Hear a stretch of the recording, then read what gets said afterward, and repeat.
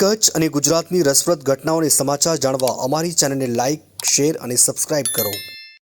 ભારતીય જનતા પાર્ટીની આગામી જે ચૂંટણી છે તાલુકા પંચાયત, જિલ્લા પંચાયત, નગરપાલિકાની, મહાનગરપાલિકાની, એના સેન્સની પ્રક્રિયા આજે ભારતીય જનતા પાર્ટી કાર્યાલય મધ્યે ચાલી રહી છે.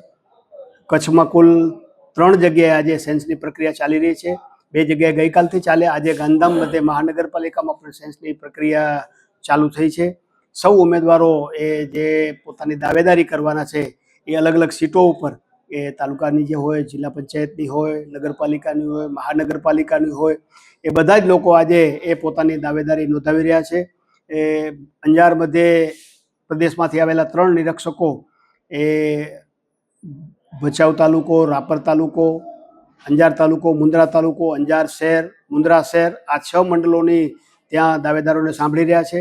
ભુજ મધ્યે અત્યારે કચ્છ કમલમ મધ્યે પ્રદેશમાંથી આવેલા નિરીક્ષકો એ ભુજ તાલુકો શહેર, માંડવી તાલુકો શહેર, નખત્રાણા તાલુકો શહેર અને અબડાસા અને લખપતના જે ઈચ્છુક દાવેદારો છે એને સાંભળી રહ્યા છે.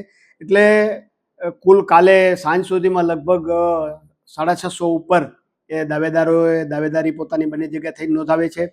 આજે રાત્રે સુધીમાં ખૂબ મોટી સંખ્યામાં એ દાવેદારો એ દાવેદારી કરવાના છે. ભારતીય જનતા પાર્ટી એક લોકતાંત્રિક પાર્ટી હોવાને એમને અધિકાર છે બધાને પોતાનું માંગવાનો. એ પ્રમાણે આજે બધાએ માંગણી મૂકી છે. આવતીકાલે જિલ્લાની સંકલન મળવાની છે.